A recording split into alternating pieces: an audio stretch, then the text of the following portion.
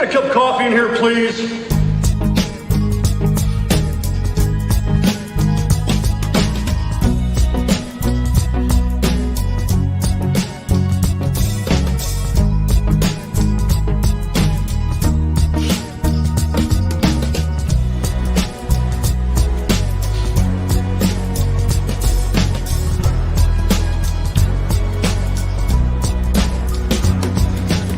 Damn good coffee and hot.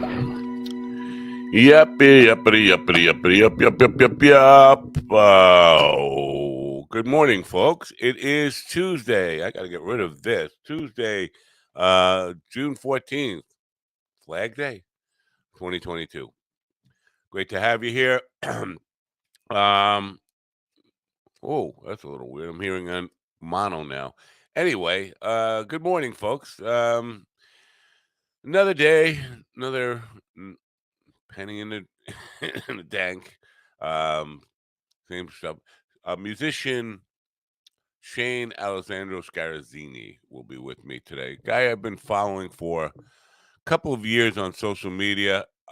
Looks like I want to ask him about this. That he might be friends with my pal Jeremy. I don't know because on social media, I know we are mutual friends on Facebook. I don't know that if that means he really knows him, but he's from the Hudson Valley and now lives in Nashville and is a touring journeyman musician and living the life, living the dream. Good for him. Very, very happy to see that. I love seeing young people do what they want to do with their lives, carve out something special for themselves, and really fulfill what they want to do, their own dream, and not letting the world dictate what they can do and what they can't do. So that's always great to see, and it will be very good to get to meet him. Actually, haven't talked to him. Yeah, hey Jeremy, in the chat room. Good to see you. I was wondering if you knew him because I saw in the mutual friends he had you listed. Because I thought up until yesterday, I thought he was originally from Nashville, and I was like, what is a guy with a name like Scarazzini doing in Nashville to begin with?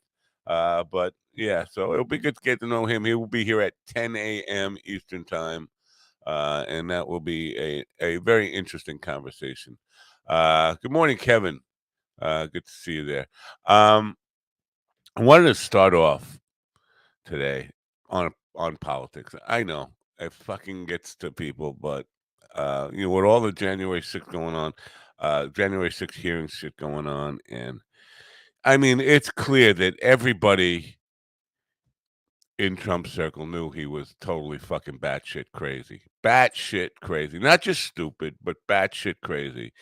And were too cowardly to do anything about it, meaning the 25th Amendment, even though his lackeys at Fox News were definitely talking about that. Sean Hannity, his press secretary, was talking about that, Kayleigh McEnany. I'm not necessarily wanting to talk about that, but this, for the Trump people, I have a bone for the Trump people, a bone to throw them in a manner of speaking. If you remember back in 2016, Trump's biggest promise in his campaign was lock her up. He was going to lock Hillary Clinton up, right? And you talk about promises fulfilled. Well, that never happened.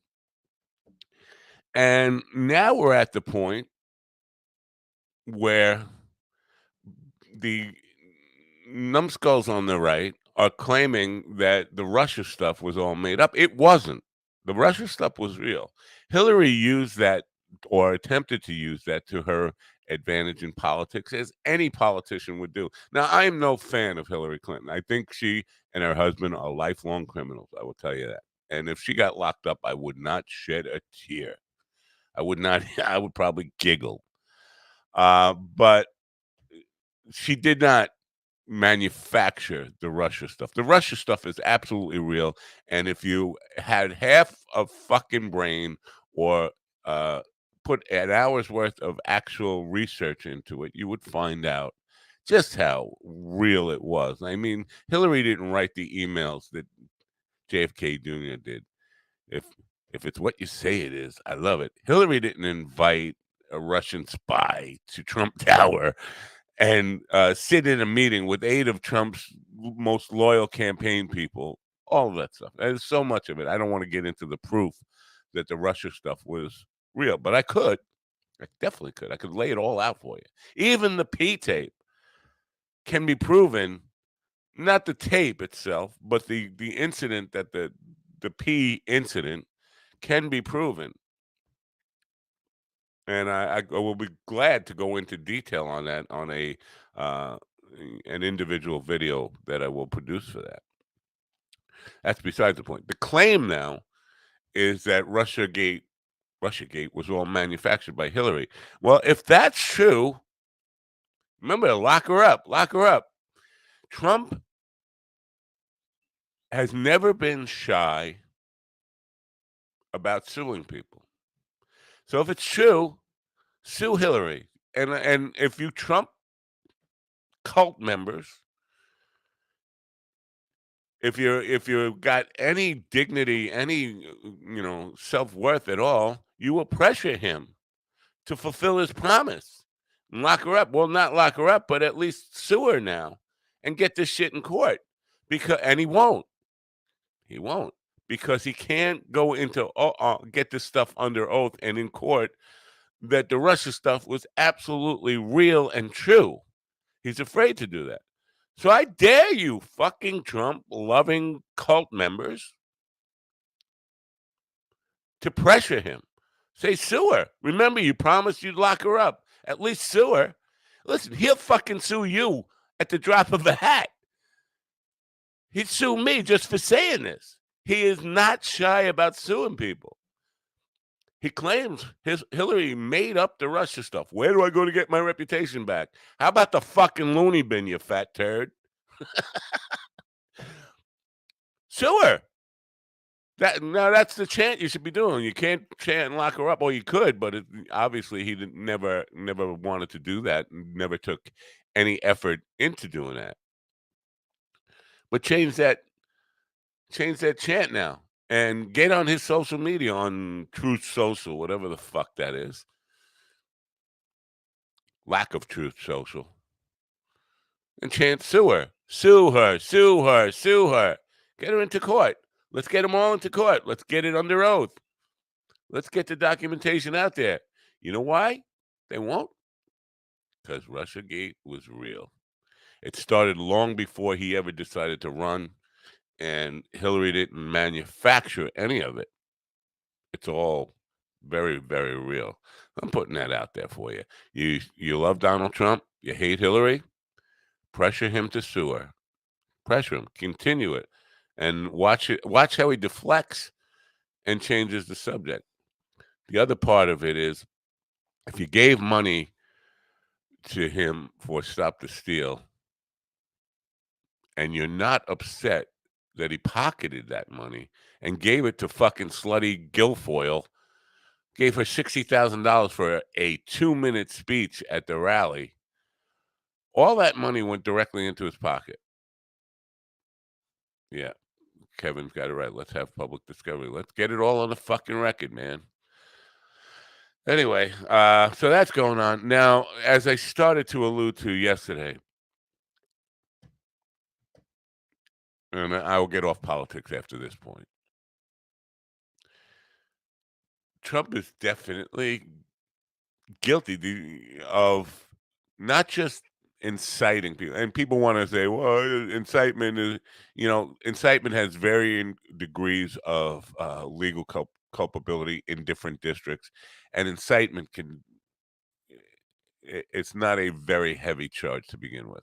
Saying you should, and then people do that, is not necessarily what we're after here.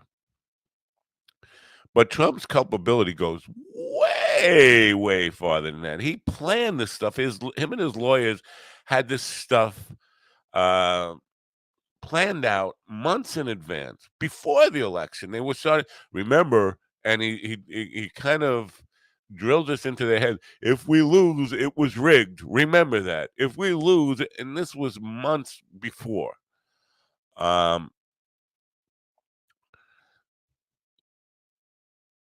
Well, actually, Kevin saying unless you're Charles Manson. Well, there are mitigating. Trump Manson actually drove them to the LaBianca house. So that yeah, and you know, so that's a whole different case. And I do think there was some really crazy precedent setting that. And Vincent Bugliosi was a corrupt motherfucker prosecutor to begin with. Not that I am excusing Charles Manson at all, but that's a whole other discussion for another day. But yeah, that Manson is probably the first guy ever to be convicted of murder that he told somebody to commit without a payment involved or any uh, quid pro quo. Quid pro quo. Anyway, where was I? Um, Trump's involvement goes way beyond just incitement. He planned the thing. They had a written blueprint of how they were going to do this. He pressured uh, election officials in many states. He pressured senators. He pressured Lindsey Graham to go to Georgia to try to get rid of votes, get rid of Biden votes and find Trump votes. He pressured people in Michigan. He pressured people all over the place. The call to Secretary of State in Georgia was blackmail. It goes way beyond just incitement with him. And so people were just trying to get it off. Well, all it was talk. No, it was much more than that. It was a well-planned conspiracy on the Trump's part. So, but that all said, he's guilty of that. Can he get a fair trial in the United States of America? Probably not. So they drag him out in handcuffs at some point. He's going to fight. He's going to fight to the death. He's like Nero. He'll go down watching the country go up in flames. And as long as he doesn't ever have to admit doing anything wrong, he'll be fine with that. But can he get a fair trial in America? Can we find 12 impartial jurors to judge him, a jury of his peers, to look at him and say, I can make a fair decision based on the evidence? Fuck no, we can't. And that's an absolute fact. And I hate to say that because this is what is going to keep him out of jail, going to keep him from facing the firing squad for treason. Not that he would. I think chances of that are less than zero. But he's going to fight that, and that will be the argument ongoing. And of course, he's right if he makes that argument. He cannot receive a fair trial in America. There are no 12 people you're going to find who can objectively make up their minds. If you're in his cult, he could shoot the judge in front of you and you would vote not guilty. And if you're not in his cult, obviously the case has already been made for you that he's guilty and you can't ignore that. So he can't get a free trial. It's a sticky widget that at the end of the day, what it boils down to is Donald Trump broke America. He broke the experiment in self-governing and representative democracy. He broke it, and it can't be fixed now. Now, there's a lot of people in the Republican Party secretly hoping, because they're fucking cowards, that he is banned from ever running again, because they do feel like they can win without him now, considering everything that's going on in the country. And I don't mean everything that's going on in the country. I mean two things that are going on in the country, or three things. Gas prices and inflation, which are almost one thing. Their gas prices going up is definitely driving inflation. It's part of it, but also it's part of the the Fed's raising interest rates, and because of the tax cuts to the rich, so we have gas prices, inflation, kind of incestuous cousins of doom, and then you have volatility within different financial markets, stock markets, and crypto, and all that stuff, which are making people really uneasy. And unfortunately, all the other stuff is outweighed by that in a lot of people's day-to-day lives. You're going to the grocery store and spending twice or three times what you used to. You're paying, I don't know, whatever you're paying for gas. For me, it's about $5 a gallon here, which is absurd because it's all oil price, oil company price gouging. So we have all that. So that's what people care about most. So, could a Republican other than Trump win? Sure, he could. Or her.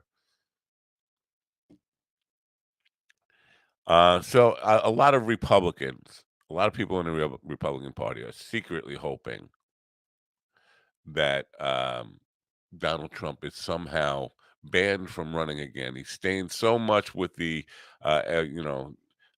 treason or supporting treason that he's banned from ever running again, so that they could put in another candidate who could beat Biden, because Biden seems to be oblivious to what people really care about.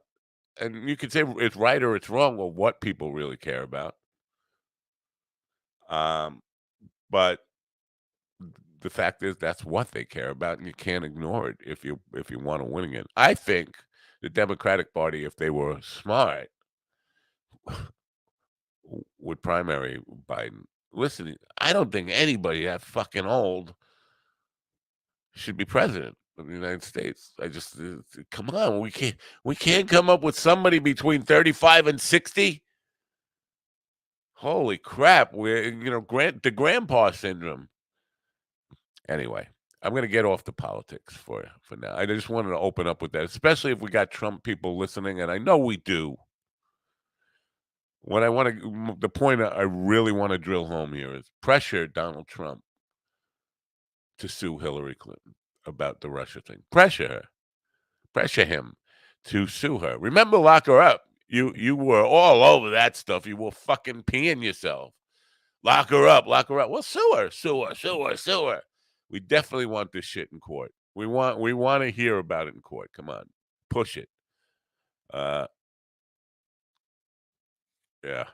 Uh, Kevin said nobody should want that job anyhow. I agree. The best person for that job is somebody who doesn't want it.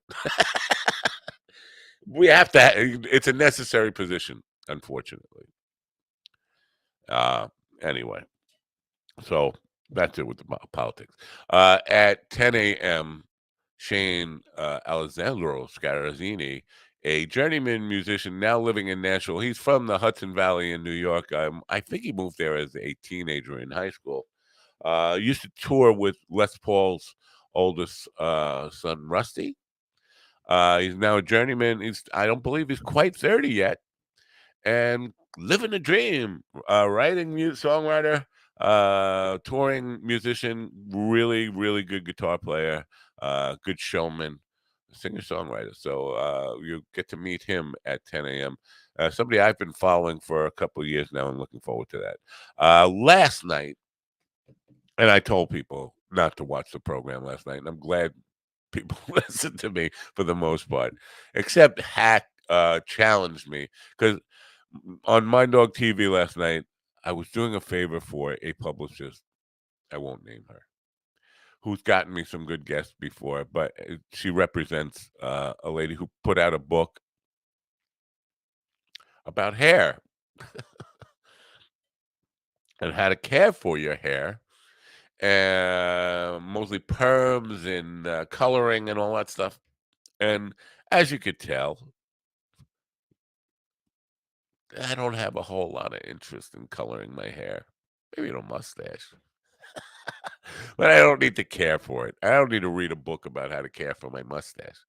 But so Hack sent me a private message. He said, if you don't if you don't wear a wig tonight, I'll lose all respect for you," which I thought was nice because I never knew he had any respect for me.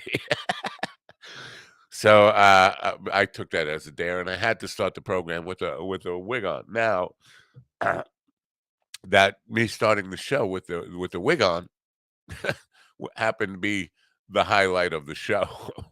Really, it was the highlight of the show and I took it off 30 seconds into the program because it was friggin' hot as hell. I don't know how people wear wigs and stuff, and she got the humor, but the interview, my program is usually a half hour, an hour long. This was a half hour long, and it was a struggle to get to a half hour because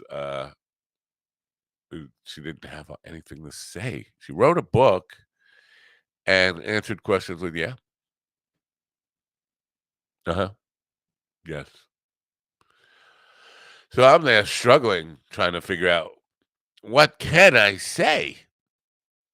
What can I talk about here that will get this woman talking? And it was the longest half hour of my life. So I am glad people did not tune into that one. Um, so, hey, good morning, Paul. Paul, good to see you here. I want to, this is not the place to have this conversation, but I noticed if I'm correct, and I don't know if I'm correct, I could be hallucinating. You were in Ohio playing bass with a band called Head Games, which I'm guessing is a foreigner tribute band. You could just give me a yes or no in the chat room and let me know about that. Interested in knowing more about that. Maybe we could have a conversation about that. First of all, uh, I could have sworn it wasn't that long ago that I saw you actually acquired a bass. I didn't know you were a bass player to begin with, and I think I gave you some shit about playing with a pick. So, um, there's that. So I was just curious to see. Anyway, I hope your gig went well out there. It looked like a fun gig. Speaking of gigs, yes, you're playing bass with a foreigner tribute band. Well, good for you. But Ohio's a long way to go for a gig. I thought I commuted far for a gig. Uh, but speaking of gigs, I was thinking about this last night. I look at it from my own personal perspective. But this is the summer of weekend rainouts. Now, rain is always going to be part of what we deal with here in the New York metro area for outdoor gigs. Rain, a lot of stuff gets rained out, but you're hoping if you're a venue owner, or even if you're a performer, you're hoping as a Tuesday or Wednesday night gig, not Friday, Saturday, Sunday. Those gigs are, those are the gigs. And for, as luck would have it, or bad luck would have it, this year so far is off to from even before Memorial Day, weekends full of rain. And for me, it's been a disaster personally for me, for gigs for me. I can't tell you how many I've lost already this year. Actually, Sunday I lost a gig and it was rained out and it didn't rain a drop because venue owners are uh, shy about it now because they're losing their shit. So I'm thinking about it from my perspective. But last night I was thinking about it from the venue owner's perspective, and it's been brutal. If you own a business, a entertainment venue, and you've been hit by COVID for 2.5 years and really impacted your business, you put all this investment into the place, and then you had to deal with the shit with COVID, and you took a major hit. And then the first summer, it looks like it's really going to fully open up back again, like almost, dare I say, normal. And you get this. It's like, oh, man, what's next? Locust? um, so venue owners with the weekends getting rained out are feeling it, man. And um, we've had some venues close, not outdoor venues yet. Um, But it's been really hard on those venue owners, and I look at it from a selfish point of view. But it's good to sometimes step out of yourself and look at what other people are going through. And God, it's just a mess. So with that said, Friday night, and it's looking hopeful. Friday of this week, I have an outdoor gig again, but it was looking like the weather. It was 80% chance of rain and 70% chance of rain. Right now, we're down to 40% chance of rain. Like maybe keep up the the positive thoughts. Rain, rain, go away, and maybe for everybody's sake, we'll have a full weekend in venues and stuff in New York, New Jersey, Connecticut area. We'll make some decent money. Yeah, I'm not against making money. Imagine that. Good coffee this morning. Uh, what's Kevin saying about this? Is Kevin, by the way. Kevin is living the life of Riley. Kevin is a former Air Force guy who teaches classes. He teaches,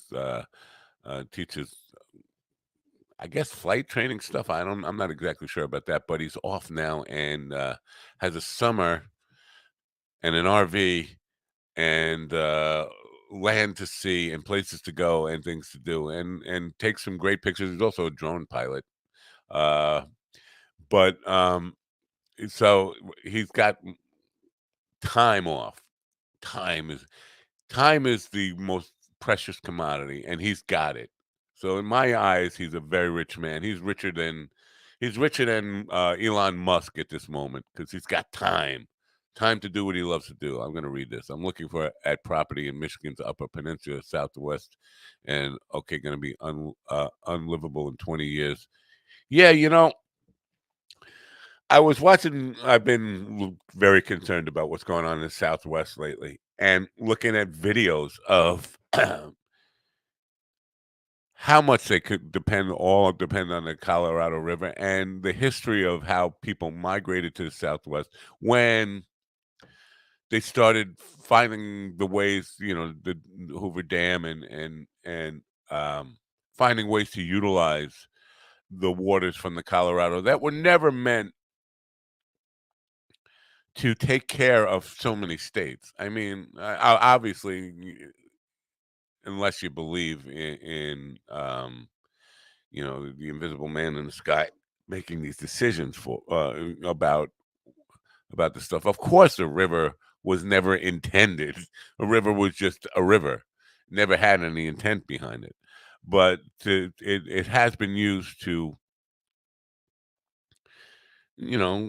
irrigate several states out there, and that's what facilitated 60 million people moving west at some point because all of that area was populated to a large extent after the 1920s. People started moving out there. Now, if it runs dry, we're going to see a mass migration quickly back the other way to where the water is. Now, these places are not prepared to deal with that. I think I would probably look at moving back the other way. If and I don't want to sound like a evil opportunist here. I guess I am, in some degree. But if there were a mass migration out of the Southwest, I would go there. I would go there. I'd find a way to make the water work for myself. Find a way, whether I had to import it or whatever. But people moving out of some place makes it more attractive to me. So when you talk about looking at a place in Michigan uh, and that area, because people have been moving out of there in droves because of the economic devastation and all that kind of stuff for years. That makes it attractive to me. Now, Michigan's a little bit too cold for me, but the idea of people leaving, I like it. That's why I'm in Shoreham. That's why I'm where I am because there's no people here. It's the most or least populated place in Long Island. I don't even have a town where I am. don't have a town. I don't have a post office. I don't have a fire department. We don't even have our own schools. We share schools with the rich town next door, Wading River. Um, we bus our kids to schools over in Wading River. We got nothing. We don't have a town. We have Tesla's old lab. Um, oh, Cat's here. I didn't see Cat come on. Hey, hello, Cat. Good time. Charlie's Got the Blues was a good choice. I've been loving that song for a very long time, and whenever I play solo acoustic shows, I do that song. I love that song. Um, and so good to see Cat's rendition of that yesterday on YouTube. Check that out if you have time. Um, and I thought it was really good, really good. Of course, I love your voice. I love the treatment you give to the songs, and I wouldn't say that if it wasn't heartfelt. So appreciate it, and I continue sharing your work. And don't be shy about it. Just don't be shy about sharing it, man. You're really, really good. Um, you notice I haven't been talking about the brand of coffee I'm drinking. I'm just saying I'm drinking really good coffee this morning, and that will be the case until the check comes. Or actually thinking about switching brands. Can you believe that? Yes, I am thinking about switching brands, and I know I've been promising you that the coffee I've been drinking for the last year is the best coffee in America. But at some point, coming back to my own materialism, and at some point, you have to say, well, maybe the second best coffee in America is good enough until I get my money.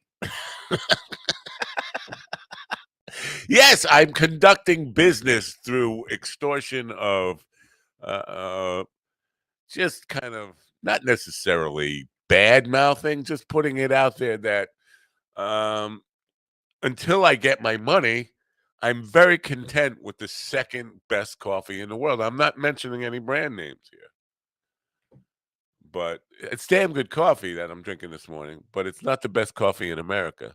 Of course, I will write to the company who is making this coffee this morning, and I will tell them, listen, there's an opportunity here for you, for me to like your coffee even more. So, yeah, why not try number two? That's well,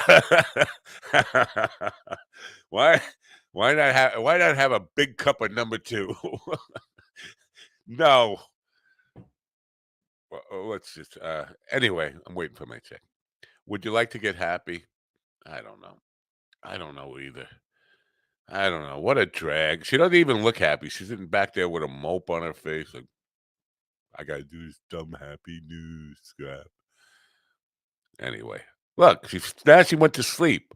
I don't even, I got my finger on the button to play the music, and she's going to sleep. Here you go. Uh-oh.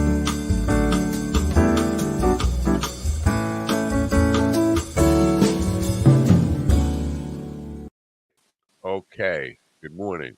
Well, first of all, get on the other side. Why are you sleeping over there? Good morning. It's is it a good morning? It seems a little, you know me. I don't like it when it's like that out there. Yeah, I don't either. Yeah. It's very dreary. You got to It get wasn't. some of these shirts. Oh, yeah.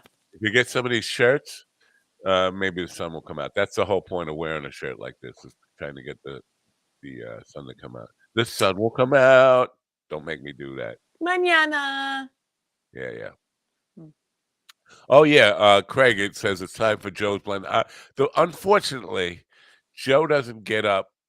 I'm listen. If I wouldn't get up if I were on the West Coast for this show.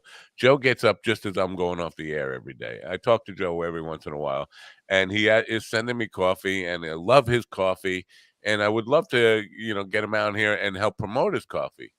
But he gets up at 11 a.m. My time every day, and that's just when I'm going off the air. So, anyway, what are you drinking? You're drinking the world's second best tea. I'm not mentioning any brand names until I get my check. This is my point. Yeah. I'm just drinking, unknown substance in my cup.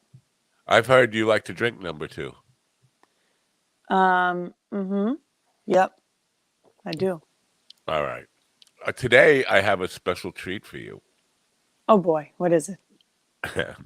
My guest today is a special treat for you because he's a paisan of yours. And Oh, he's a musician. A musician. So you like music. You like music. I heard you a like music. He's a little bit. singer songwriter journeyman. He's your age. Not that that means anything. I know you got a guy over there. He's probably like 80 or whatever. You guy over there. Um, 85.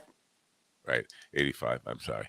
But he's a musician. He's your age. He's a journeyman. He's a singer songwriter. Good guy. I've been following him for a couple of years, and he's got a name that I think your mom. I had a dream your mother was attacking me online. By the way, I'll talk to you about that. But his name is Shane Alessandro Scarazzini. Oh, nice name. Oh, Oh, Shane. he makes his own sauces. Shane Scarazzini. He's got to make his own sauce. But why Shane? Shane is not Italian. What Because is that? he's in Nashville. So? That's why Mikey became Shane, because he thinks Shane was a cowboy movie. I guess Shane has got to be his real first name. I guess I don't know why. That's a little upsetting with such a last name as such. I know you never know. hear of any Guidos named Shane. It should be Guido No. Alessandro Scarazzini. Yeah, or Shanizio. Shanizio. That's Shane. probably what it is. He's probably shortened it for We'll have to ask. for Nashville purposes. Ah. So yeah, I had this dream that your mother was attacking me, saying that I was doing the work of the devil. How does it feel? Online on Twitter? I don't know. It was crazy, man. I woke up really feeling like it was real. I had to check my Twitter account to see if that was freaking real. But she was just attacking me, saying I was doing the work of the devil with my show and all this stuff. And I was giving this stuff back, and I was like, oh, I shouldn't be doing this. And then before I knew it, I was in this flaming war with your mother. It's like, this is freaking weird. Why am I? It was real. I read the whole conversation. Oh yeah. Do you think I'm doing the work of the devil? And why would she come to that conclusion to think I was doing the work of the devil? I know she's a Christian, right? And doing I don't know, missionary work in where is she? In Nairobi, Kenya, or something, or Uganda. Uganda. And what's there? I mean, besides, I don't want to say, I'll get myself in trouble. I was just thinking of the days of Idi Amin, Uganda. But what, do you know anything about Uganda? Not really. No, I know she went there for like a 2-week mission trip. Thank you. Matt brought me my second best cup of tea. All right, Matt. Steaming hot with my little spoon.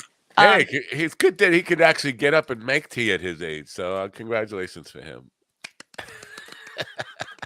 No, she the second she went there for a 2-week mission trip and fell in love with the children and the village there, and then she moved there in the middle of the night without a word. Yeah, to anyone.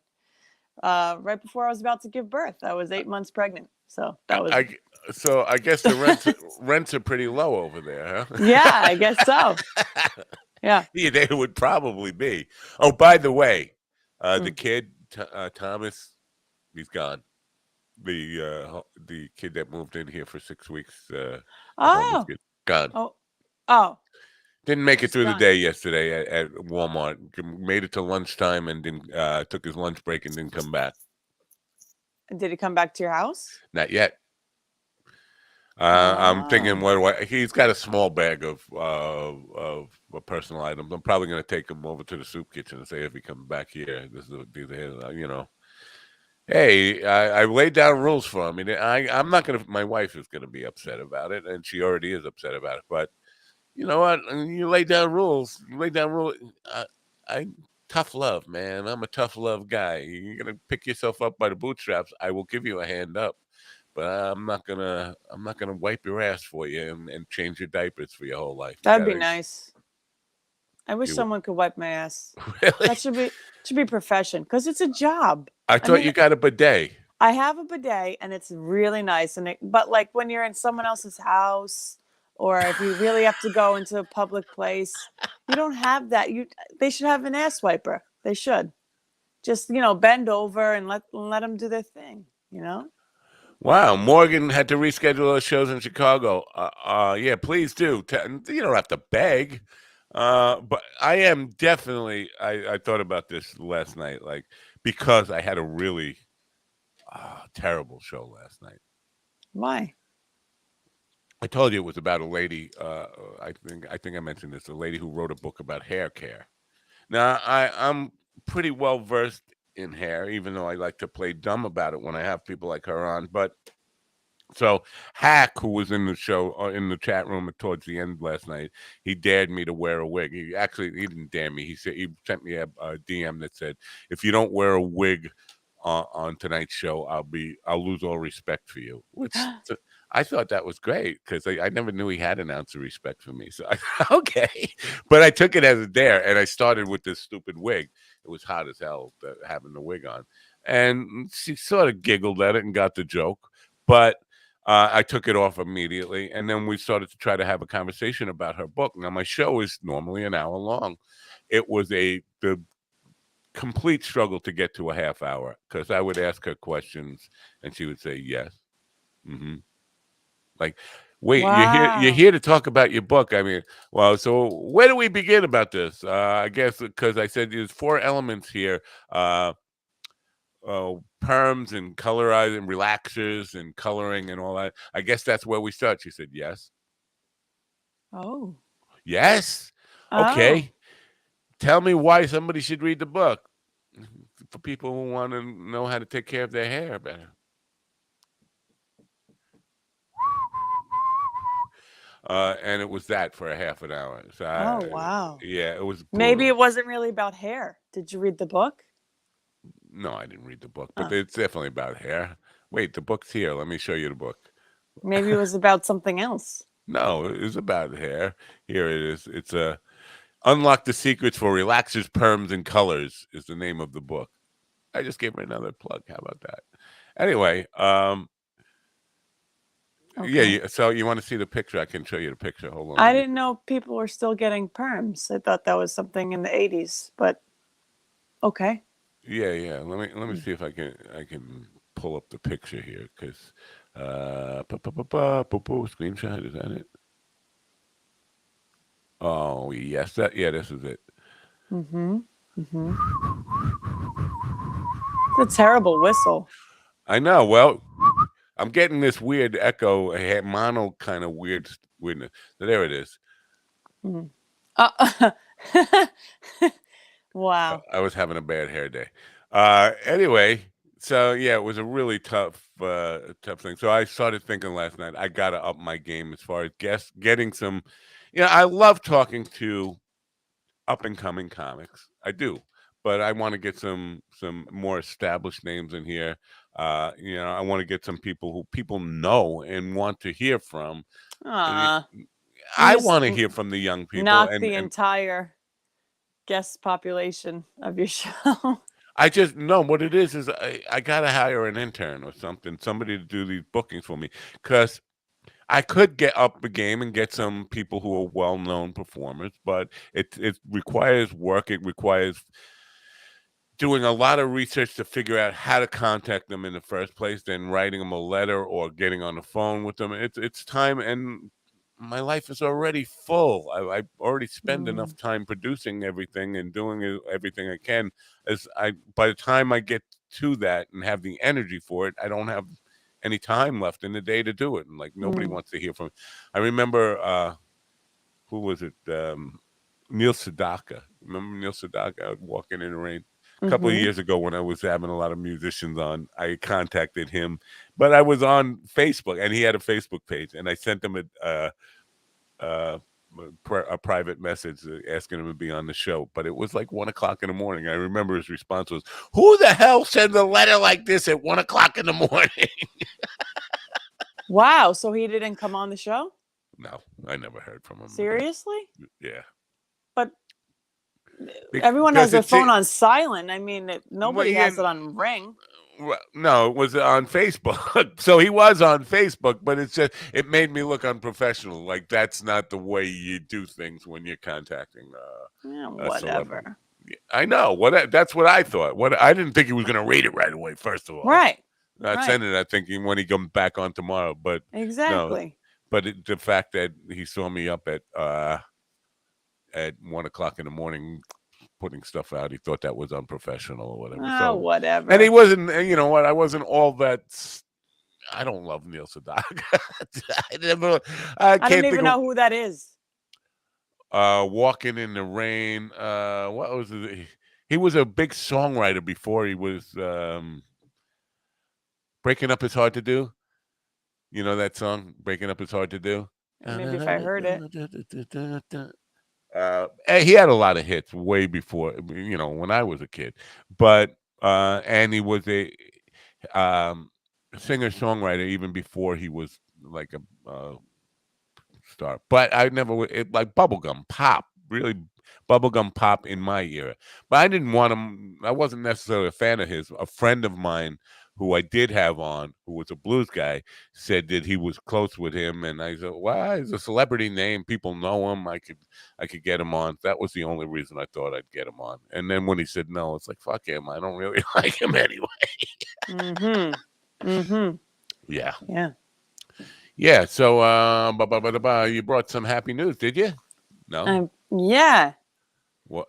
Well, Yeah. I brought is it about the guy blowing his arms off in Michigan, in Detroit? The guy blew a guy with a bunch of ordnance and guns and stuff blew up his house, but also blew his arms off. I think that's funny. He's an unarmed man now. He was heavily armed, and now he's unarmed. Hey, fuck those gun crazy bastards. I mean, I'm not totally anti-gun. Believe me, I'm not. But if you have enough guns and enough gunpowder in your house to blow your arms off, fuck you, stupid. Oh my gosh. Yeah, I know. I mean, wow. No, I didn't hear about that. Yeah. But I heard about the hiker. I sent you the. Oh I yeah. sent you the link. Yeah. All right. Well, this is from the New York Post, and it's about a hiker lost for 24 hours, ignored calls from rescuers because of unknown number. That is so stupid, though. Yeah. Because I could see, funny. I do it. Yeah, it is funny. You're right, and I got it when you say I so relate to this guy. But I don't take unknown calls all the time. But if I'm lost and desperate, 24 hours. Yeah. On a mountain in Colorado, ignored repeated calls from rescuers and later explaining they had been unfamiliar with the phone number. Wow. What a dope. Even if it is a telemarketer, you could say, "Hey, I'm lost." Well, first of all, if he's got a cell phone that works and you're lost, don't you call 911 and say, "Track me"? If your cell phone is working, you have signal, and you're getting calls. Well, why can't you You're just put on the fucking map? lost on a mountain. You can open a map, right? Pretty sure. Oh yeah, good point. Yeah, if your phone is working, your GPS on your phone is probably working. Here's somebody saying, "Hello, Unsolved Productions." I feel like there's a pitch coming here for followers, bots, and other podcast promotion services. And if there is, I'm going to lose my mind. I hope there isn't. Hello. Yeah. Anyway, the coffee beans in the background trigger my sphincter. I really every time I come on the show, for some reason I have to poop, and I just wanted to let you know. It must be the coffee beans.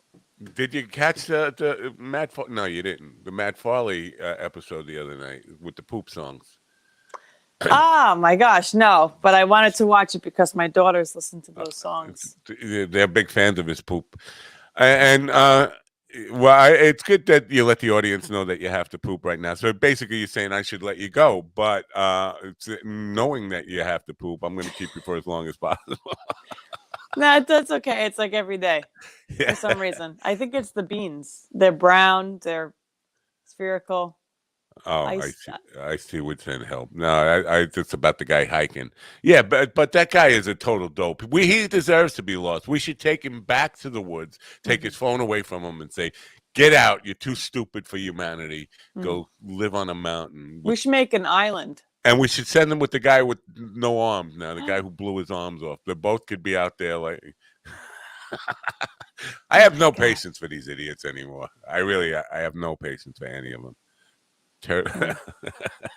Wait a second. I get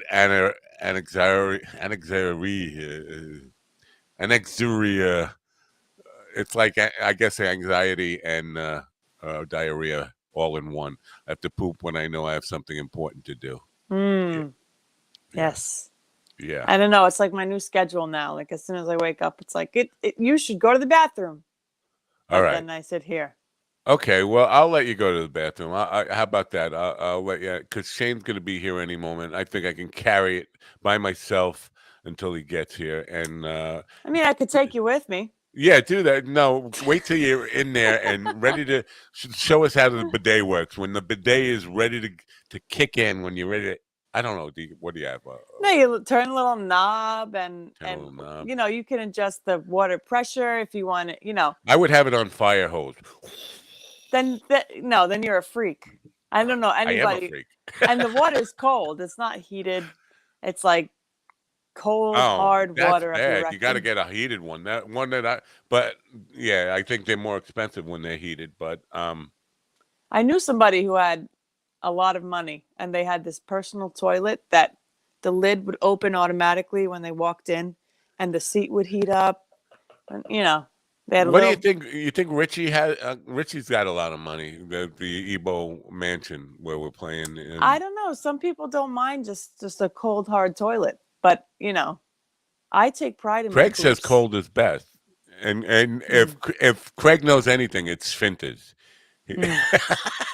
Sphincters He knows a lot about water or the lack of, and he on knows your sphincter. sphincter. Uh, Sphincters.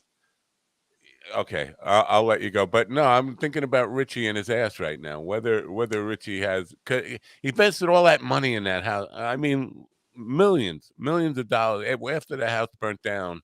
Millions of dollars, and if you go through all that expense and don't get a bidet, it's like Bidets are life changing. You should try it. It's on Amazon.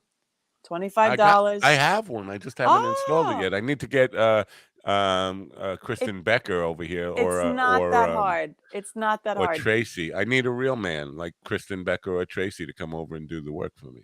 Anyway, all right, I'll let you go. Come back at 10.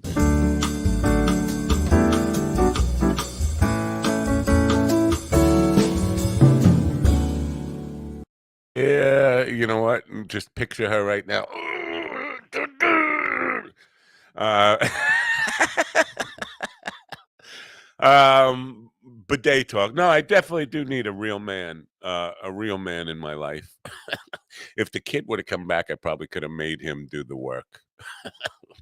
The kid, but he's not coming back. He's gone, and nothing can bring him back. There's nothing we can do about it. Nothing can bring him back.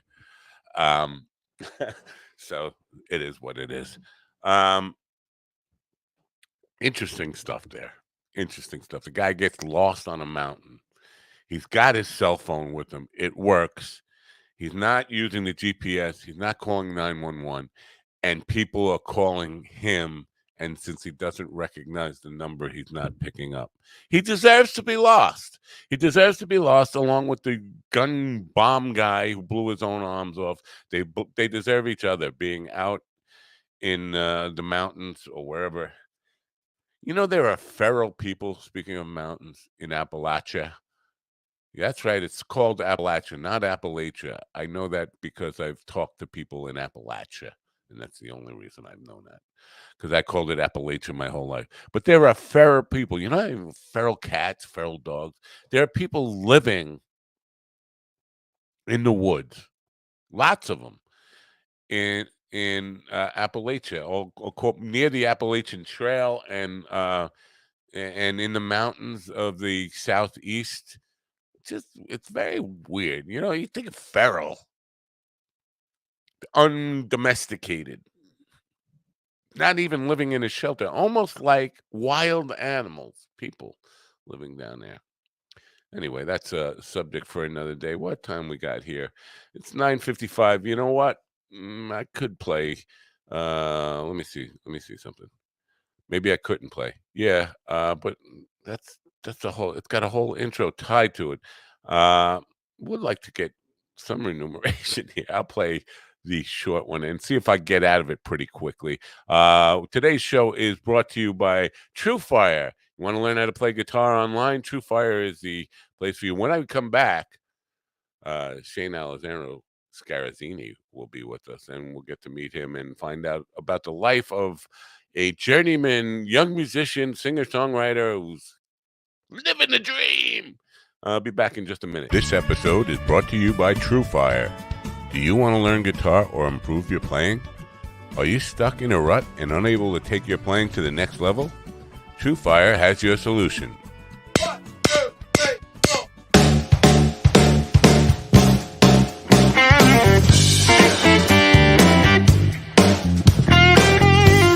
Over 2 million guitar players worldwide learn, practice, and play with TrueFire. Our learning tools and massive library of video lessons will ignite your technical skills, harmonic knowledge, rhythm playing, and soloing chops. Progress faster with private one-on-one instruction, group lessons, multi-track video jams, live streams, song lessons, student forums, TrueFire's Riff magazine, premium jam tracks, and much, much more. Grab your guitar and ignite your musicality. Sign up free for an all-access trial today.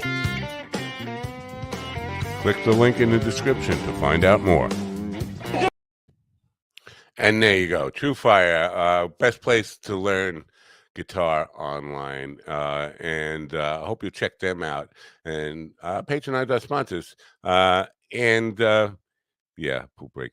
Good to see everybody here. As I mentioned, Shane Alessandro Scarazzini. Get three names. You got three names. It's generally indicative of a serial killer, but not in this case. I've been following Shane for probably I would say about 2 or 3 years on social media. Very impressed with his life and his career. Kind of jealous. I wish I was a young man doing what he's doing for a living.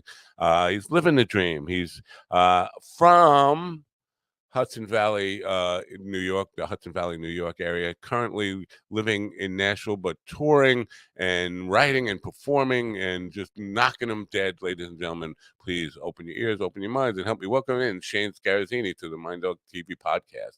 Hey, everybody. Welcome, Shane. Hey, how you doing today? Good to actually talk to you and meet you and get to know you a little bit. I've been following you for, again, a couple of years now. Really a little bit jealous. I mean, I dig what you're doing, and I wish I was a young man. I wish I was in your shoes and living the dream. You feel like you're living the dream? Every day. I will say, someday it feels more like work than others, but yeah, I'm very thankful, feel very blessed, and it's every day is a good day. Yeah. So you are from the Hudson Valley? That's correct. I was born in Newburgh, went to high school in Washingtonville. I've spent the first 20 years of my life growing up in the Hudson Valley. Still one of my favorite places on the planet. You know, I love to come back and visit every chance I get. But yes, I grew up in Hudson Valley, living down in Nashville now. We have a mutual friend, Jeremy Langdale. Do you know that name? Oh yeah, of course. Yeah. Jeremy and I were teenagers together, and I've known him probably it's 40, 50 years, something like that. And so good friends with him. And I didn't even realize that we had him as a mutual friend until yesterday or the day before. On your Facebook page, and it said 2 mutual friends. I don't know who the other one is. Well, maybe whoever the other one is will be your next guest. Yeah. So when you moved to Nashville, when that was as a kid, right? It's still in high school. Basically, I graduated high school. I stuck around the Hudson Valley scene for about a year and a half after that, and when I was right after I turned 20, I moved down to Nashville and just hit the road. That's Now, why Nashville? I know you're basically you have some country roots to you, but why Nashville? Because I say that because Nashville doesn't seem to be really country anymore. It seems to be hip hop and hair metal with country twang. It doesn't seem to be the kind of music that you're really playing anymore. It was at one time, but now it seems to be like commercialized, homogenized pop music with the twangy vocals on top of it. yeah. Sadly, that is largely true. There, I think the big machine of Nashville is mostly cranking out that sort of thing, and most of the people who are there are trying to do the same thing. Um, you know, I mean, I think all music is a beautiful thing, and whatever they want to do is fine with me. But I think what brought me to Nashville originally when I was 20, I was just working as a guitar player, and that's all I wanted to do was play Say guitar. that again. Say guitar. Guitar. That's the correct way.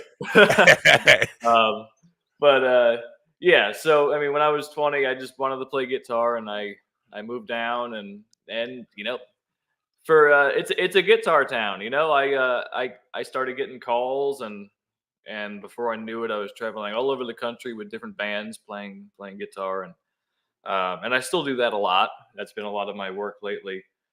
I will say my dream has changed. I wasn't a songwriter back then, but I am now, and I front a band, I do my own artist thing, and kind of back to your point, I'm not really sure if Nashville is still going to be my long term plan because Well, yeah, it's good. Not good. I mean, I don't want to tell you what to do, but my next question was to be: have you considered? And because Nashville, I think it is a guitar, there you go, you got but it.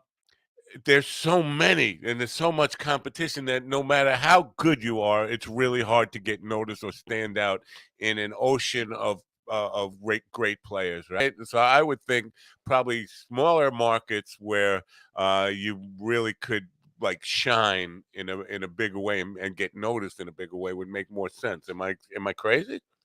No, you're not crazy. I think it's kind of a catch 22. I don't know. That's definitely a great point. If you're in a smaller market, being that big fish in the small pond is it works.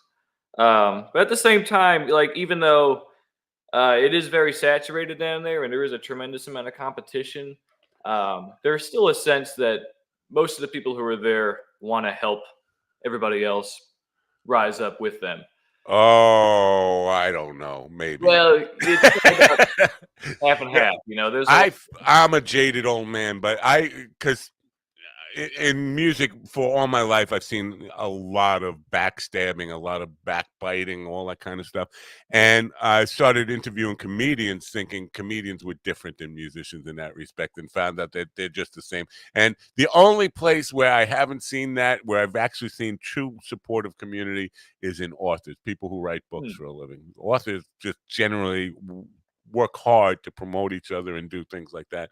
But I think even when I see my friends trying to act like they're being supportive, there's always like some kind of ulterior motive in there. Yeah, well, what's in it for me? Yeah, Yeah. yeah, that's true, and it is rampant. It kind of have to just wake up and choose which one you're going to look for each day. But yeah, but they're out there. There's a lot of snakes, but there's also a lot of good. Right. And I think and to your point too, it is changing rapidly. I think I Nashville is I becoming. want to for the people in the chat room and people watching and listening. Well, listening, they're not going to get so much get the point here. I want to share a piece that's on your Facebook where you're playing the guitar behind your back. Is that okay? Yeah, sure. Go ahead. Yeah, let me. It's gonna take just a second for me to load this up, but I Mhm. think it's worth it. I think people will because it looks like beyond just the talent, it looks like fun. It looks like you're delivering a fun experience, and I want people to understand that. Oop, this is not you. Am I on the wrong page? Ah, you know what? I'll just do it this way. I'm sorry about this, folks. I screwed up. Somehow Jamie did this to me. I was following Jamie's thing. Um, Here we are, right here. We're going to start this from the top and bring up. Wait, stop it. Stop and bring up the sound here.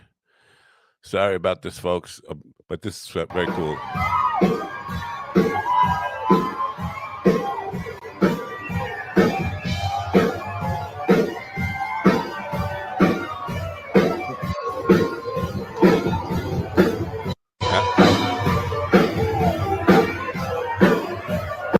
Very cool stuff. Anyway, just want to give people a little taste of that. Never even tried that. Seen that done plenty of times. I have a friend of mine, Jimmy James, has been doing it a lot lately. Uh, how do you practice that? The playing behind your back. You know, Yeah. it's funny you mentioned that because I really have no idea, um, like what comes over me in those moments. I, that particular that show, I was actually playing for another artist up in Cleveland, and yeah, I don't know. Sometimes just like I saw in the video, there was like the crowd was right up to the edge of the stage, and the energy was wonderful. And sometimes you just I don't know, you just let it take you over and Yeah, I've done stuff, but not because I know I can't play behind my back. So that's the question.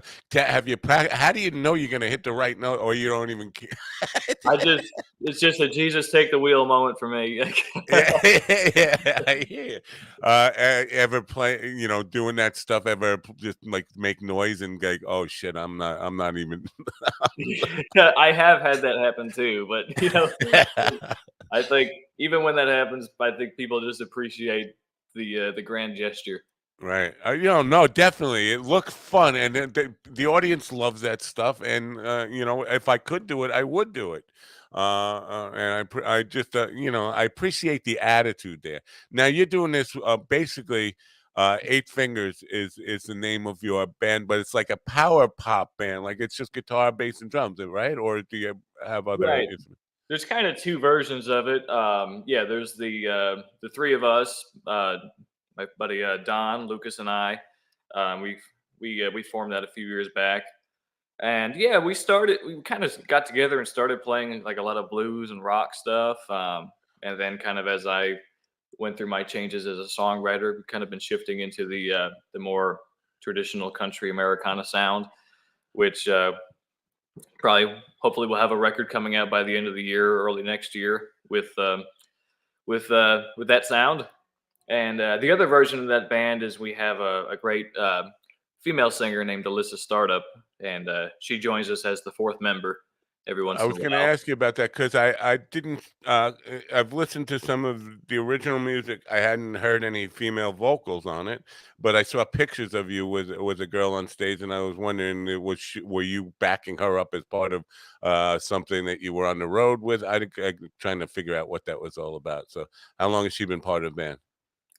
Well, let's see. Well, Alyssa and I go back about 10 years, but the with the Eight Fingers band, yeah, she was there pretty close to the beginning. Been about 5 or 6 years now, and yeah, it's kind of half and half. About half of the time we go out as the trio, and then when we can get Alyssa, we bring her on, and she just brings the energy to another level. And she's got a dynamite voice and a great stage presence, and it's a whole different show when Yeah, she's good. Yeah, I get it. Yeah, definitely. Everybody you add to a live performance changes the dynamic, whether they're a front person or just a side person. They change the energy, they change the dynamic. So I get that. If people don't do it, they probably don't understand what I'm talking about there. But everybody brings their own little energy to whatever they're part of, and it affects the whole. Um, Mhm. if we can kind of just because I was reading your bio. First of all, I didn't know Les Paul had. I never heard of Rusty Paul before until Oh I yeah. read your bio. Now you started with Les Paul's oldest son as a backup musician as a teenager. Do I have that correct? Oh yeah, I think you're reading my bio that I had put together when I was about 21. But yeah, that's yes, Rusty was Les's oldest son, and he was him and his band were the first people to give me a chance to get on stage with a real professional band and teach me how to work with the band, because that was back in my when I was in high school. And I was green. I really had no idea how to operate with other musicians. I was really just kind of playing in my bedroom, playing guitar in my bedroom at that point. um, and they gave me a chance. They brought me on stage with just cold, no rehearsal, and like figure it out. Right. Well, and Very they cool. coached me. Now, let's just past probably in the last 10 years. I don't remember exactly when it was, but it wasn't that long ago that Les passed, and then I get the. I think I understand from your bio that Rusty has also passed. Yes.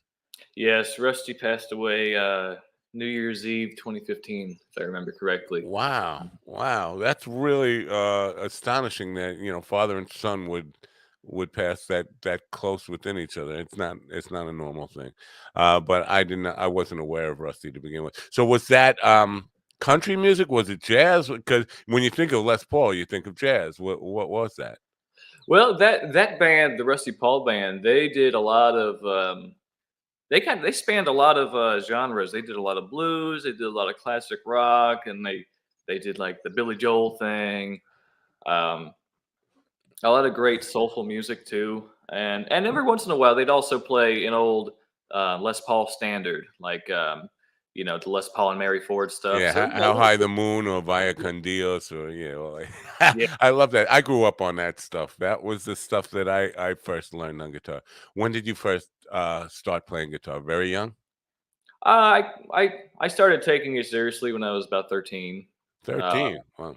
yeah, so I got my Rock? first guitar when I was 11, but it just kind of sat in the corner for a couple of years.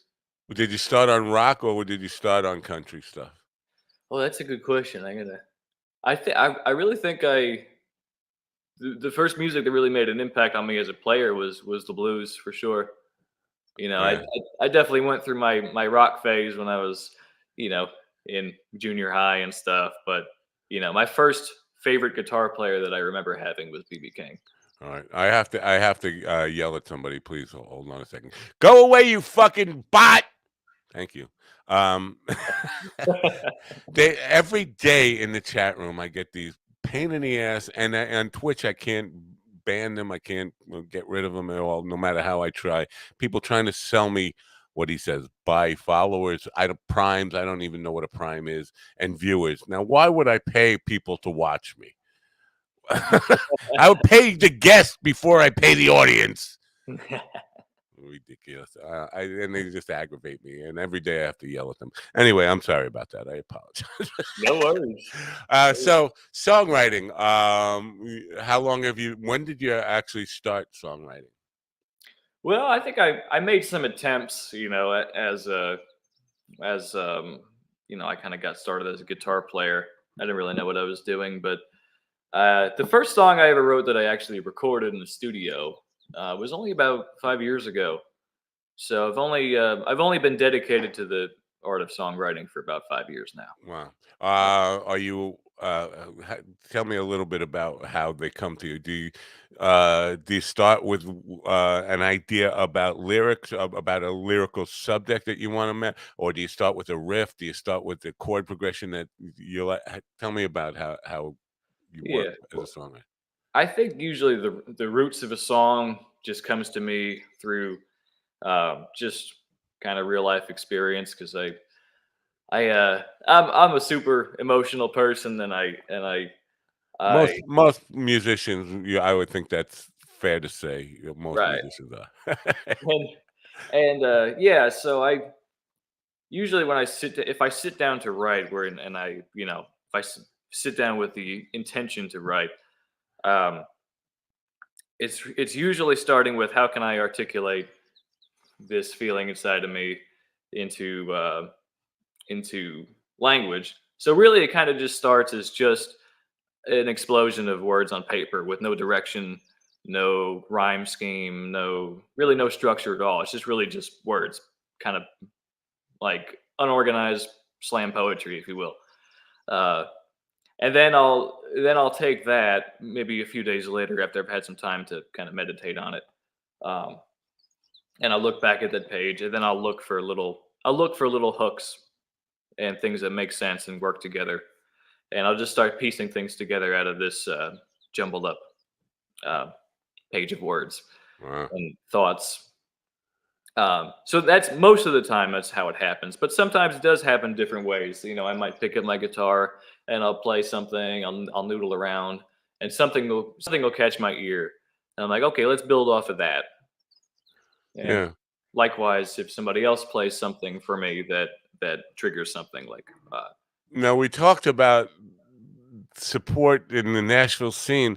One of the good things I think, and because I was pretty negative about it in our earlier just brief discussion about it, but one of the more positive things I think is songwriter groups and songwriter support down there. You can find a lot of mentorship, a lot of groups that will, songwriter groups. Are you part of any of that? Do you take advantage of any of that?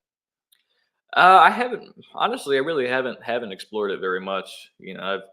I spend lately my life has just been road, road, come home, recuperate, and then back on the road. Right. Uh, but as a shift of priorities, that would be a great idea to do. Yeah, I yeah, have jumped in on the writers' rounds and stuff. But as far as big songwriter circles, I haven't really explored that community very much. unfortunately, the music business, and I don't want to sound like I'm too down on the music business, and I know because I mentioned that the what happens in Nashville now is really not pure. It's not pure music. It's commercially, it's manufactured music. But unfortunately, songwriters now are a thing. Of single songwriters for a song are kind of a thing of the past as far as the industry is concerned. What you see on any song that it gets breaks through to the popular consciousness is 9 songwriters on a single track or 15 songwriters on a single track. And I think to your point about being a very emotional and kind of I don't you didn't use this word, but I'm going to say spiritual. Basically it comes from your soul. You lose that when you get 9 songwriters or 15 songwriters on a song. You can't have that individual connection. It loses a lot of that personal human touch about and drive about what a song's about. So I hate to see that, but unfortunately, the business is turning that way. What's your perspective on that? Are you because I was a strong-headed when in my whole career. I wanted to do things my way. I didn't give a damn about what the business was doing. I wanted to be true to my desires and what I wanted to get out of it. What's your take on that? Yeah, I mean, songwriting. I personally, I kind of see it as, like, if um,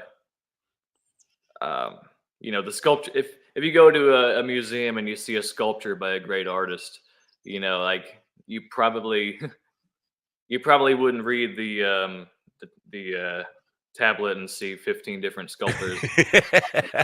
And if there had been, it, like you said, it wouldn't be, probably wouldn't be a very honest, come from an honest place, from one person's heart. That's I mean, I guess that's kind of the way I see songwriting. But there's just different facets of songwriting. um I feel like the songs that you see that have 10 to 15 writers on it, that's like the number one hit assembly line, Right. following the formula. And I don't want to make a blanket statement, because there are great songs that take a team to create, and there's a time and a place for that, I believe. Um, but yeah, personally, I'm with you. I think the songs that stand the test of time come from one person's heart, or maybe a, a group of people who really love and understand each other. Right. Then you can kind of collaborate and make a piece of beautiful, honest work.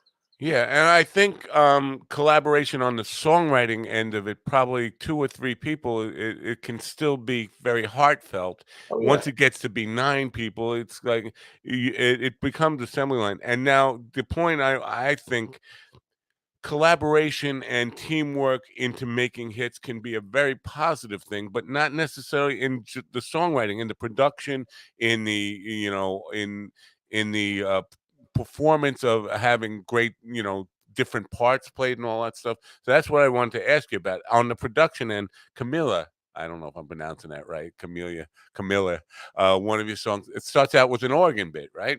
And Mhm. so you doing the production on that, and are you producing it yourself, or do you hire a producer to work with, and what's your approach on that kind of stuff? Well, that song was actually the very first song I recorded with my group Eight Fingers, and we kind of it was I wrote the original um, version of that song, and then I brought it to Don and Lucas, who are my bandmates and two of my best friends. And yeah, we reworked it, and it was produced by Lucas. So Lucas wears many hats in the band. He plays bass, he sings background vocals, he played those organ parts that you heard, Yeah. and he did all of the production and engineering as well. So we kind That of our That's what whole I mean operation. about, yeah, collaboration and teamwork for that stuff can make a big difference, and I think that's where it's a huge benefit to have that team.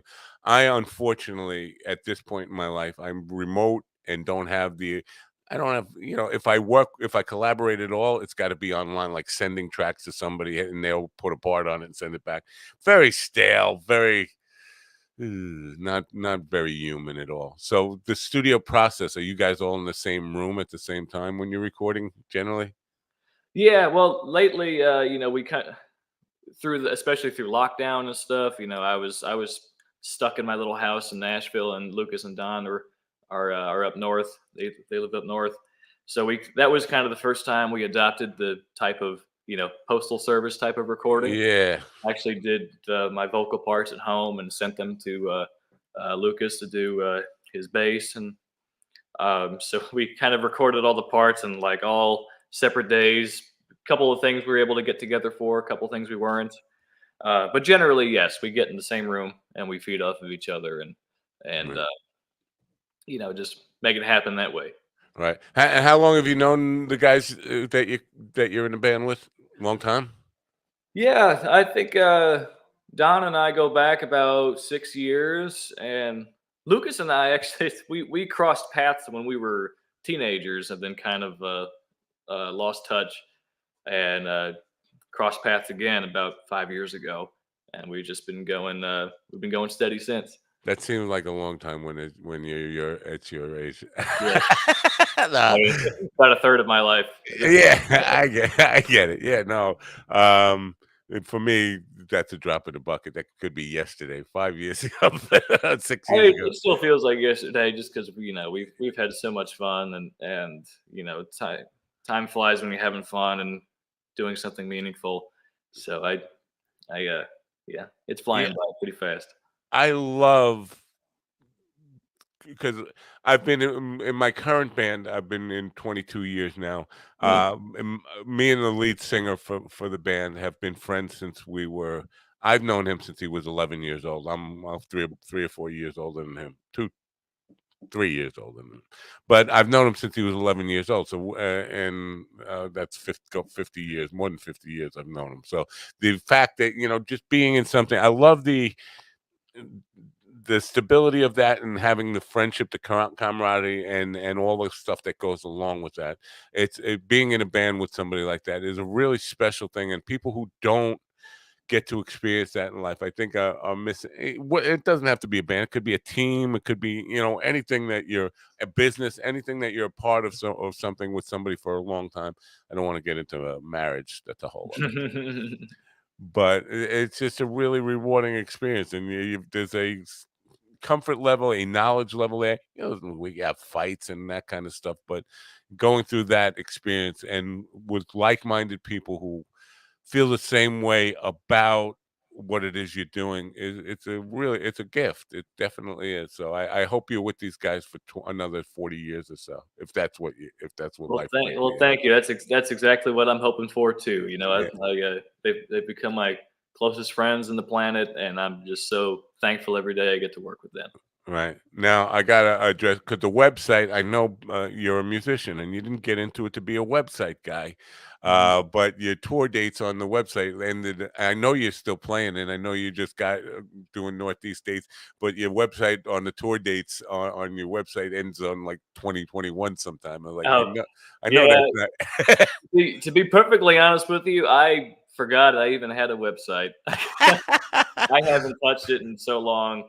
Um, Well, I guess I should be sending people to your Facebook page though, because in the banners here, I was prepared to say, go to ShaneScarazzini.com, but maybe we should send them to your Facebook page to know yeah. about where you're Well, playing. maybe that'll be my motivation to get back on there and get everything up to date. All right, I'll leave But that in there I anyway. will say, I think the if there's one platform where I'm putting the most content at right now is actually TikTok. I was gonna say, I was gonna ask you about TikTok. Yeah, yeah. I that was one of those things. Uh, I feel like a lot of um, people above the I don't know what generation it is, but a lot of people are hesitant to get on there. But I think it's actually a really excellent platform for independent artists. No, I could And see that. Here's my take on social media. Social media is an endless cat and mouse game of young people trying to get away from me.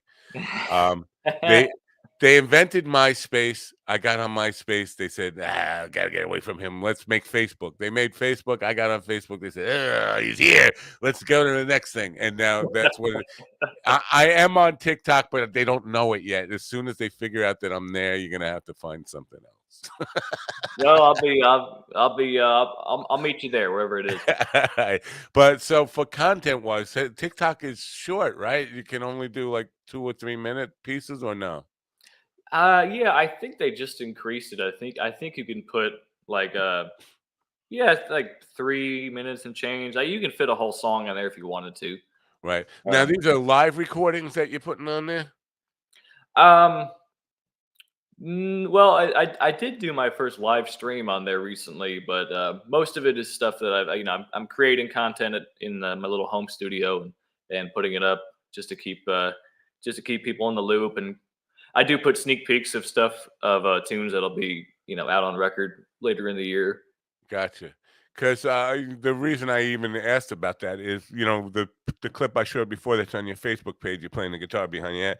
A lot of my concern with that kind of stuff is the audio from phone stuff.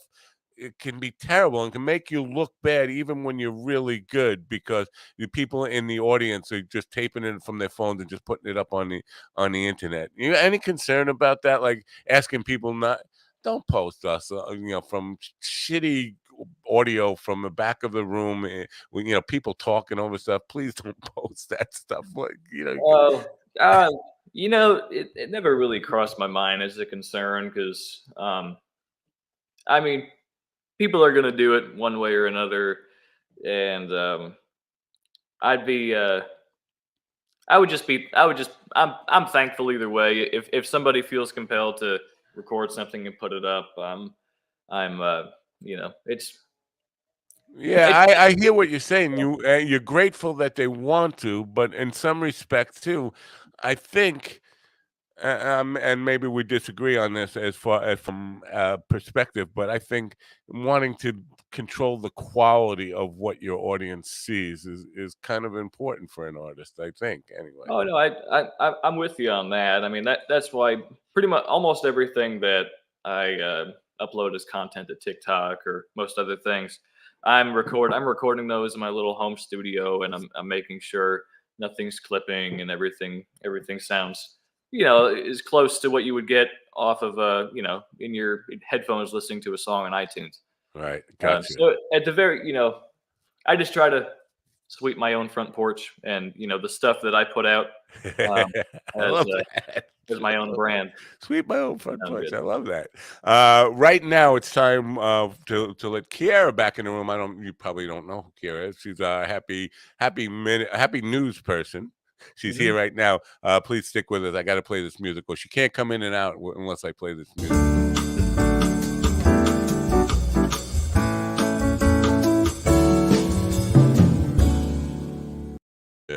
Oh, you're in the wrong place. Get up there.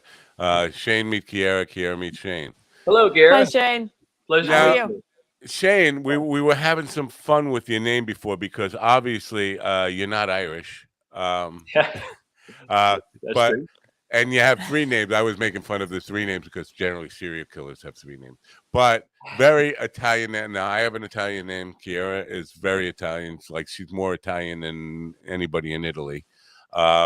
Except she doesn't make. That's right. She makes jar sauce, but that's a whole other stuff. I do not. Okay. I do not. But Kiara asked, why, with a name like Alessandro Scarazzini, where does Shane come in? Is that shortened from something else, or is your mom Irish and wanted to at least give you some? Where does Shane? No, funny enough, if unless something got lost in translation over the years, I was named after the movie Shane. That's what I said. Yeah, that's right. I got it right. Alan Ladd, the cowboy movie. I said That's that. right. I said, Wow. Yeah. Come back, Shane. Oh yeah, it's been a while since I've heard that, but yeah. What a great what a great movie. I grew up on that movie, and I love that movie. You know, Alan Ladd was only like 5'4" or something. He had to stand on. They had to put his leading ladies in a ditch. Okay. You know, because he was really small, but he was a leading man type of guy, but very small. Very cool. Shane. Yeah, never seen that movie, Kiara? No? Yes. Yes, you have? Who's in it? Besides Alan Ladd. Come on. A great group of great cast. I of just people caught you in another lie. getting together to make a wonderful movie. Great movie.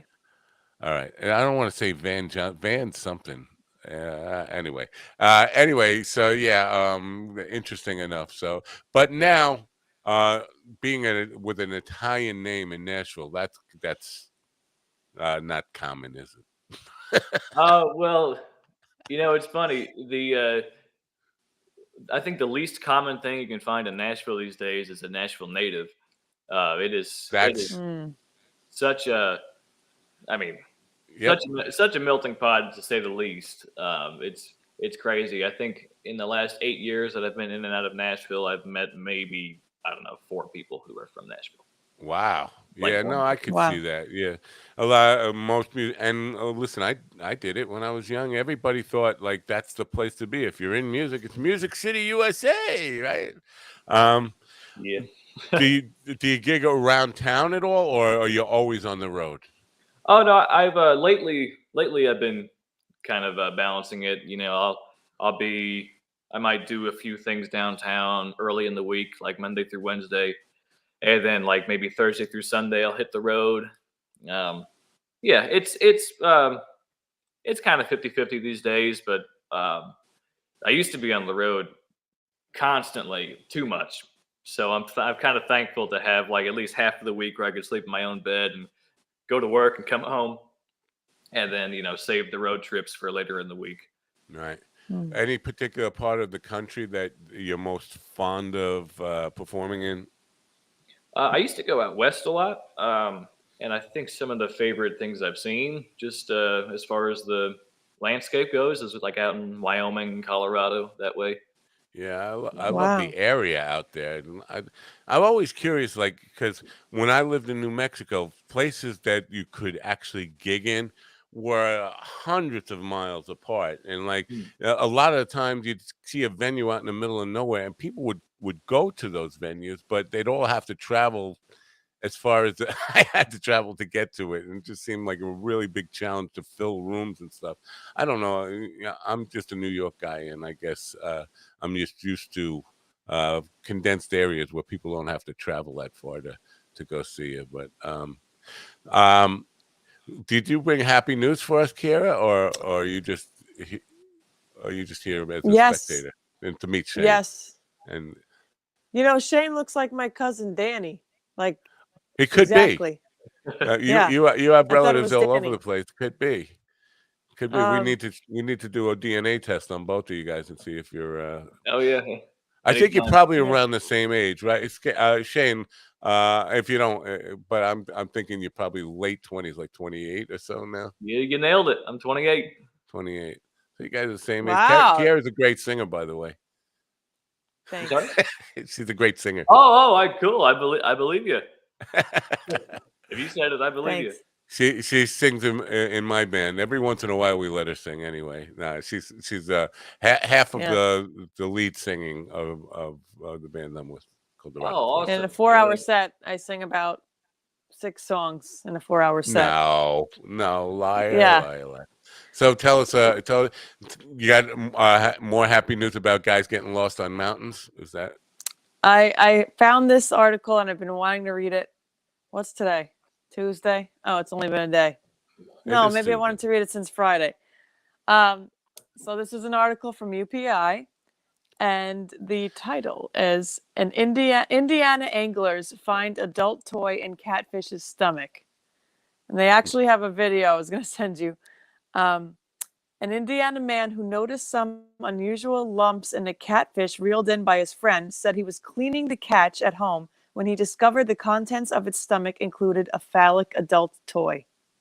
Wow. And they have a picture of it. It's pretty big. I don't understand how the catfish swallowed it unless it was a cruel prank. You want to show Or it? maybe the woman dropped it in the water. Huh? Show it from here? Can you? Oh, you can't. Can you? Let me try. You have I shown. can try. Let me try and just get it. You don't have to. But yeah, no, this is a very, maybe not. it's a very interesting thing to see that a cat. Well, we're talking about a dildo here, right? Let's be honest. We're talking about a dildo. The catfish Yes. ate a dildo. Somebody threw Yes. a dildo in a lake, and the catfish thought that looks like food. Right. Like a big worm. Right. I just But- and love the guy, the series of events that had to lead up to that. And it's like, I'm done with this. right. Exactly. Because Exactly. catfish, if I'm not mistaken, is freshwater fish. So somebody polluting a lake with sex toys. It doesn't end up in the lake by accident. Like we were just on a boat, and it Fell just out of my slipped. pocket. Yeah. Was it flushed down the toilet? Maybe it was. Oh, good point. Well, no. See, that freshwater, they don't do that. It's only in ocean water where you have sewage. It's only in our bay. It's only Yeah. right here where we swim. New York is disgusting. Yeah. It's very I brown think lately. most places that live on saltwater ocean bay areas have kind of some disgusting stuff going on. We don't care about that stuff. Hey, I'd rather it be that stuff than plastic that is ending up at the bottom of the Marianas. They say there's like miles and miles of plastic, like the kind of stuff that holds 6 packs of cans together, those kind of plastic things, all along the bottom of the Marianas Trench, and fish are dying on that stuff. But the catfish lived eating.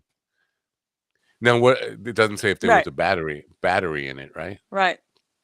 I mean, that That's a whole new catfish, variable. Yeah. he was an experienced catfish there. He could swallow the whole thing. So would Crazy. you say that is happy news, or would you say that's amusing, funny news? How would you characterize that?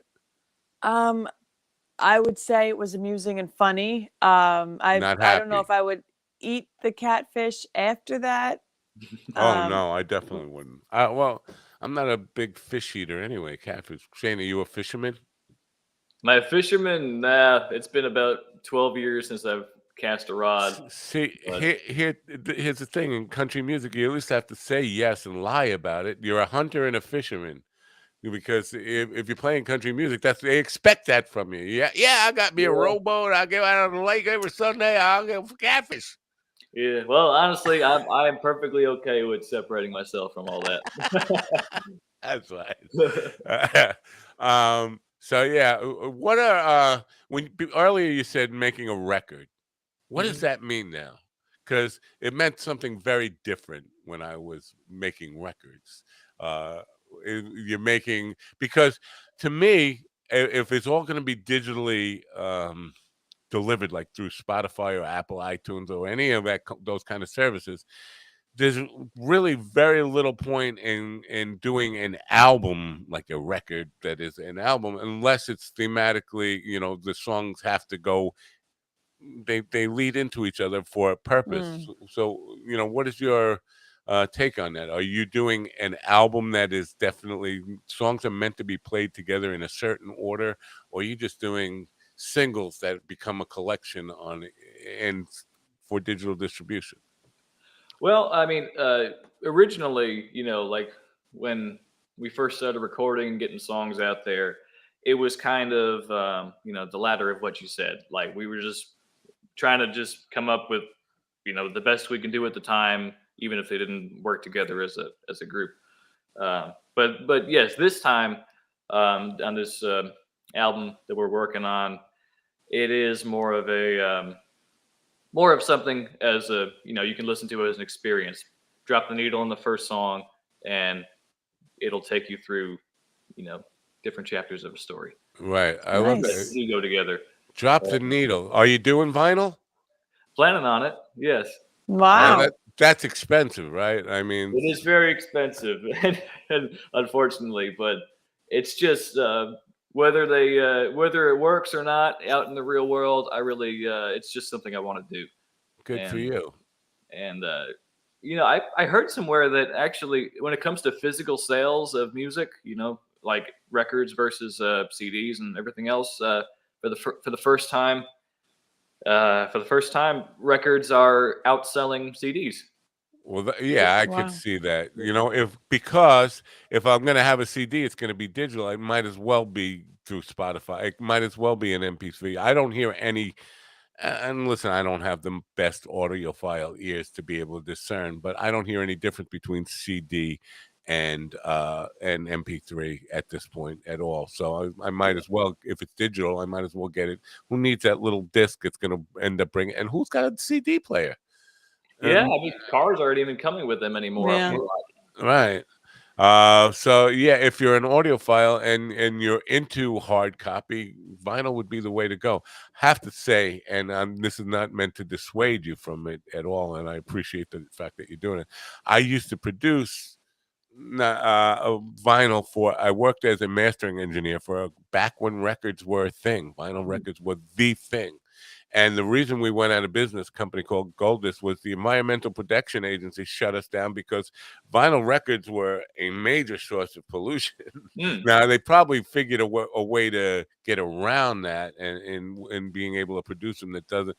But the process itself went to so much pollution and dumping of basically vinyl into land dumps and stuff that doesn't degrade. It doesn't biodegrade anymore, which is why the real reason they went away. It wasn't because technology or all that stuff. People still loved vinyl. It was because they were dirty. It was considered like a dirty um, medium. There's dirtier things out there There than definitely vinyl is. records. Oh, They just sure. needed Well, something to do. I'm glad you brought that to my attention. I mean, maybe when I start the search for a manufacturer, I'll try to find somebody who puts sustainability. I'm sure if they're letting them do it again, then they must have figured out a way to do it without causing that kind of damage. But I remember the plant that I worked for, and this was back in caveman era. We were fined $10 million when that was $10 million. What? Super fortune, yeah, Wow. yeah. Which shut us That's down. insane. Whose dog is Wow. that? Your dog? Oh yeah, that's my tiny dog. That's Juniper. She's I was just Aw. I was just concerned that Kiera had a dog again because she's known to lose dogs on people. She's a dog sitter. People leave dogs at her house and then she loses them like every day. I sell them. Yeah, I sell them. I have a they just get dog away. fighting ring in the back. Yeah. Nobody knows about. So Shane, I got maybe a question you've never been asked before. Oh gosh. I asked you if you're living a dream. You said every day, and it's a great life. And I love. I guess I'm jealous of you. Is there anything, challenges or a part of the life that you really, really don't like the part that really, it makes it hard to continue doing what you do. Yeah, there's. I mean, lately, I've uh, I've been going through a little bit of just uncertainty about whether this chapter of what I'm doing is still meaningful to me. Um, I'm, and I think a lot of that has to do with Nashville and spending a lot of time playing for other artists instead of using that time to maybe work on the album and the original thing. So I mean, that's not to say that I don't enjoy it, because I do, but there is there's a level of burnout that we go Yeah, through. that's unavoidable. I think you're gonna get those periods, and we have to say goodbye to Govs right now before I continue this. Governor's Comedy Clubs. I didn't even have their logo.